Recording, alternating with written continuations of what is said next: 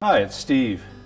Today we'd like to show you how to change the pressure switch on your washer, and it's a really easy job. All we're going to need is a number 2 Phillips screwdriver, a large flat blade screwdriver, and a utility knife.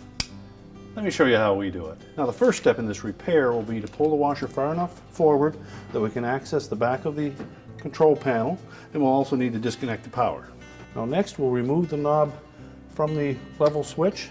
Just simply slide it off at the shaft, but make sure that the little metal insert is still attached to the knob and not to the shaft.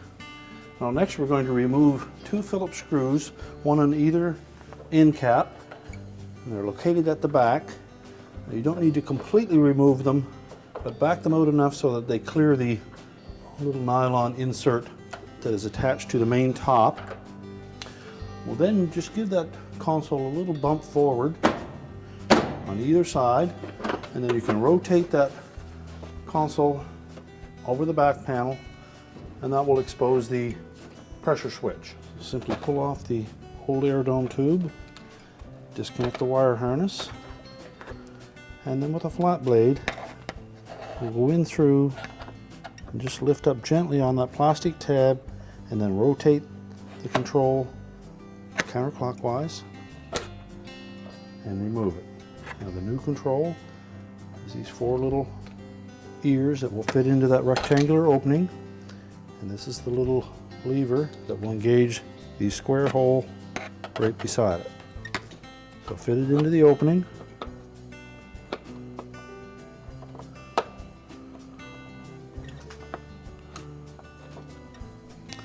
Until it's flush, then rotate it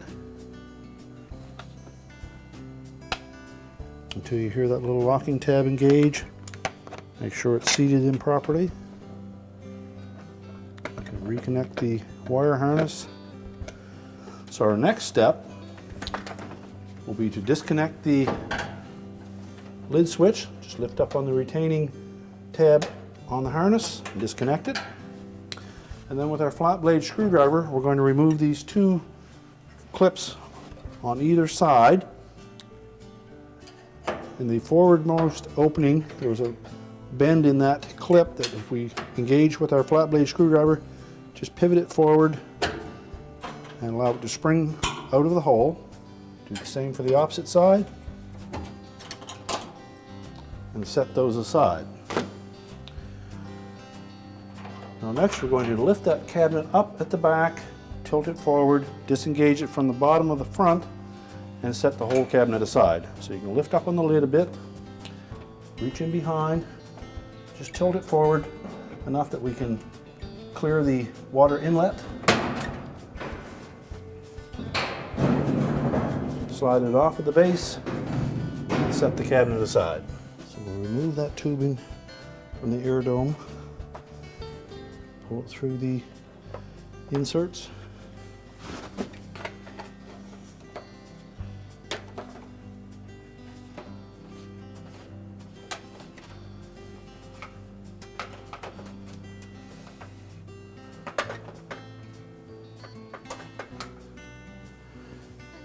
Now the tubing that was supplied with the kit is a longer length, so we'll lay the 2 of them side by side and we'll cut the new tubing to the exact length of the piece that you're removing.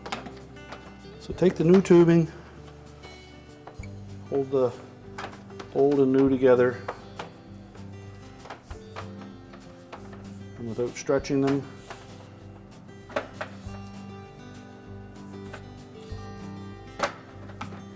measure the length, and then with a nice sharp utility knife we'll cut that tubing. We can then discard the old tubing and thread the new tubing through the standoffs. Make sure it's fully inserted onto the air dome on the side of the outer tub, and then attach it to the pressure switch. And again, make sure that it's fully inserted onto the inlet to the pressure switch. And we're now ready to put the cabinet back on. Now when reinstalling the cabinet, we want to make sure that the lip on the bottom front of the cabinet goes in underneath this crossbar on the frame. You'll also note that there are a couple little metal tabs on the base, two on either side, that will engage with two slotted openings on the bottom lip of the cabinet. So we need to make sure that those are engaged properly. Now it's easier if you raise the lid, because then you can look down inside, make sure that that cabinet lip goes completely underneath that cross rail. Make sure it's pushed firmly backward. And tuck the water inlet in underneath the back lip. Make sure the cabinet is engaged on both sides. We can then reinstall the mounting clips. Hook that end in under the slotted opening on the back panel. Line it up with the two slotted openings on the main top. And with our flat blade, just apply enough pressure to stretch that bracket enough to fit down into the opening. Do the same on the opposite side. And if you have to, you can give it a little bump. Make sure it's properly engaged.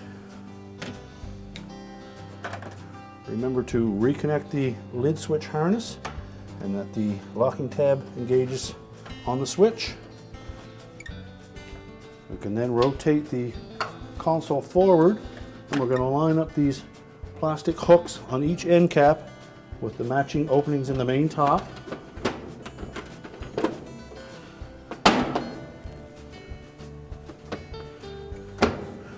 Make sure it's seated flat, and then pull it backwards. We'll tighten up the Phillips screws in the corners, reinstall the knob. We're now ready to reconnect the power, and our repair is complete.